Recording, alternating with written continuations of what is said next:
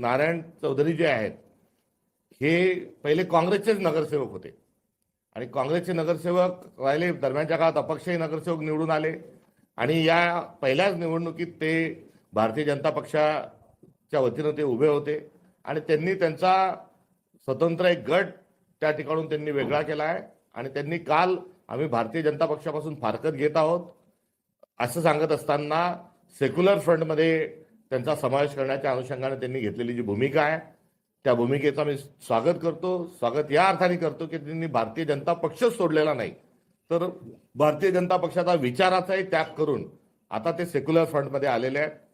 Secular फ्रंटमध्ये त्यांचं स्वागत आहे. आता महापौर पदाकरता नारायण चौधरी यांचाही अर्ज आहे. आमचे तारिक भाई जे आहेत यांचाही काँग्रेस पक्षाच्या वतीने आम्ही अर्ज तिथे दाखल केलेला आहे. समाजवादींनी सहभागी व्हावं. महापौर हा काँग्रेसचा असेल, उपमहापौर राष्ट्रवादीचा असेल, परंतु जर समाजवादी सहभागी होत असेल तर आम्ही 4 पावलं मागे येऊन उपमहापौर समाजवादीला द्यायला तयार आहोत आणि जे राष्ट्रवादीच्या वाट्याने ते आम्ही घेऊ. तर आम्ही त्यांचा मान सन्मान करायला तयार आहोत. परंतु कोणीही आलं नाही. उलट 16 तारखेला फॉर्म भरल्यानंतर समाजवादी पार्टीचे गटनेते असतील, जिल्हा अध्यक्ष असतील, आमचे जावेद दळवे साहेब असतील किंवा इतर लोक यांनी स्पष्ट भूमिका जाहीर केली की आम्ही स्पष्टपणे शिवसेनेसोबत जाणार आहोत आणि त्यांच्या त्या भूमिकेमुळे भिवंडी में कांग्रेस पार्टी वहां अपने बलबूते पे लड़ी विदाउट अलायंस. हम वहां पर चुनाव को सामने गए और चुनाव के जब नतीजे आए तो 30 काउंसिलर जो है कांग्रेस के आए. सिंगल लार्जेस्ट पार्टी कांग्रेस उभर के आई, मगर उसके बावजूद 16 नगरसेवक हमें बहुमत के लिए कम मिले. जो मैजिक फिगर थी उसने 16 का संख्या कम थी. तो उस स्थिति में हमने वहां पर सेकुलर फ्रंट का एक वहां पर कैबिनेट गठन किया और उसमें जो शरद पवार चंद्र साहब की जो राष्ट्रवादी है जिसके वहां पर मेंबर ऑफ पार्लियामेंट भी है उन्हें साथ लिया. हमने समाजवादी को भी साथ लेने की कोशिश की मगर वो सफल रूप से नहीं हो पाए.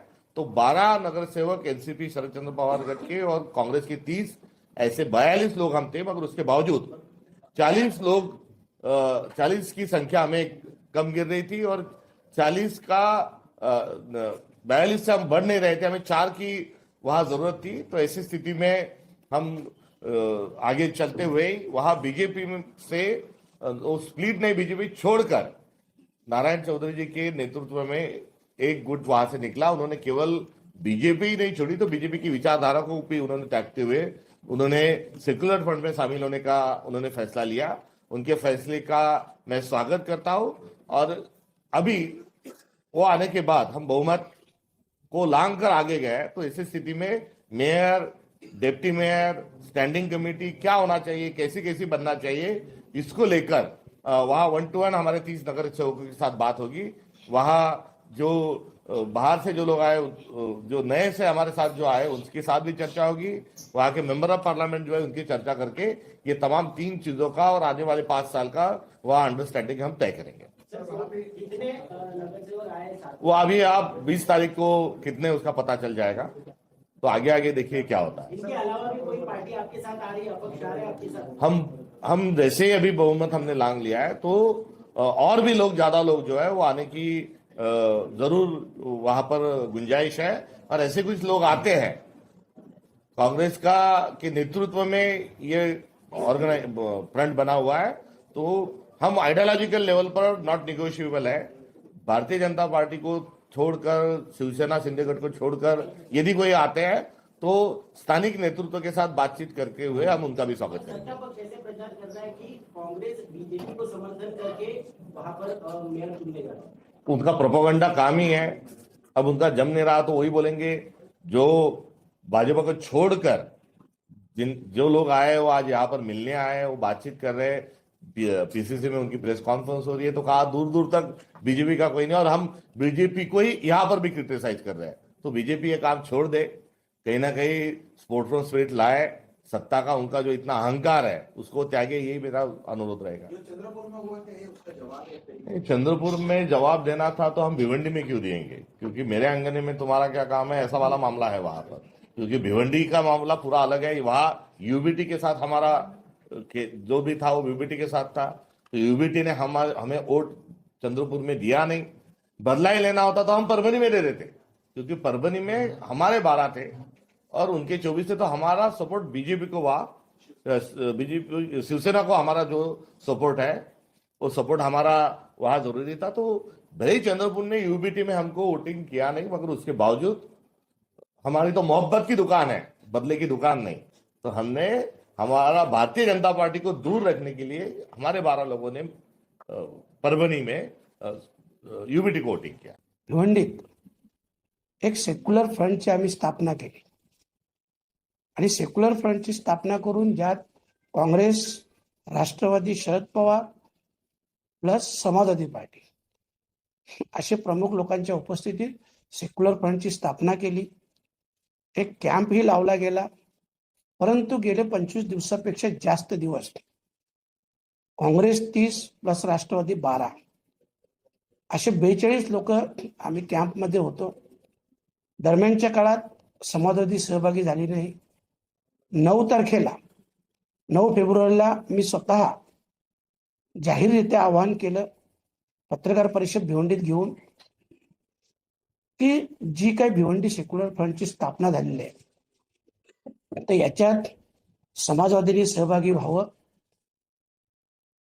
महापौर हा काँग्रेसचा असेल, उपमहापौर राष्ट्रवादीचा असेल, परंतु जर समाजवादी सहभागी होत असेल तर आम्ही 4 पावलं मागे येऊन उपमहापौर समाजवादीला द्यायला तयार आहोत आणि जे राष्ट्रवादीच्या वाट्याने ते आम्ही घेऊ। 9 तारखेची बाईट आहे। त्यावेळेस मला पत्रकारांनी विचारलं की अपक्ष विलास पाटील जर तुमच्या सोबत आले तर काय, तर मी तेही बोललो होतो की त्यांनी जर आमच्याकडे आले तरी सुद्धा त्यांच्या 4 लोक 5 लोक जे आहेत त्यांनाही आम्ही उपमहापौर द्यायला तयार आहे, परंतु सेक्युलर फ्रंटमध्ये सहभागी व्हावं। आणि त्यावेळेस मीडियाचा एक प्रश्न होता की मग तुम्ही त्यांच्यासोबत जाणार का, तर त्या प्रश्नाचं मी स्पष्ट उत्तर दिलं होतं की 42 लोक 4 लोकांच्या सोबत कशी जातील आणि का जावं, तर आम्ही त्यांचा मान सन्मान करायला तयार आहोत। परंतु कोणीही आलं नाही। उलट 16 तारखेला फॉर्म भरल्यानंतर समाजवादी पार्टीचे गटनेते असतील, जिल्हा अध्यक्ष असतील, आमचे जावेद दळवे साहेब असतील किंवा इतर लोक यांनी स्पष्ट भूमिका जाहीर केली की आम्ही स्पष्टपणे शिवसेनेसोबत जाणार आहोत। आणि त्यांच्या त्या भूमिकेमुळं गेले 25 दिवस जनतेचं स्पष्ट कौल काँग्रेसच्या बाजूने असताना 30 नगरसेवक होते, परंतु तरीही कुठल्या निर्णयापर्यंत आम्ही पोहोचत नव्हतो। आणि म्हणून 16 तारखेला ह्या लोकांनी, जे लोक सेक्युलर फ्रंटच्या मिटिंगला होते, ह्या लोकांनी 16 तारखेला अशी भूमिका घेतल्यामुळं मग आम्ही वेगळ्या भूमिकेत गेलो आणि एक बीजेपीचा गट जो आमचा काँग्रेस प्रणित सेक्युलर फ्रंट जो भिवंडीत निर्माण झालेला आहे त्या गटामध्ये सहभागी होत आहेत। आणि म्हणून त्यांचं स्वागत करून आदरणीय प्रदेशाध्यक्ष साहेबांशी देखील चर्चा झाली आणि त्यांनीही सांगितलं की ते निरीक्षक पाठवतील, त्यांचे निरीक्षक सगळ्यांशी 1 to 1 चर्चा करतील आणि त्याच्यानंतर ते जे निर्णय घेतील ते आम्हाला मान्य असेल।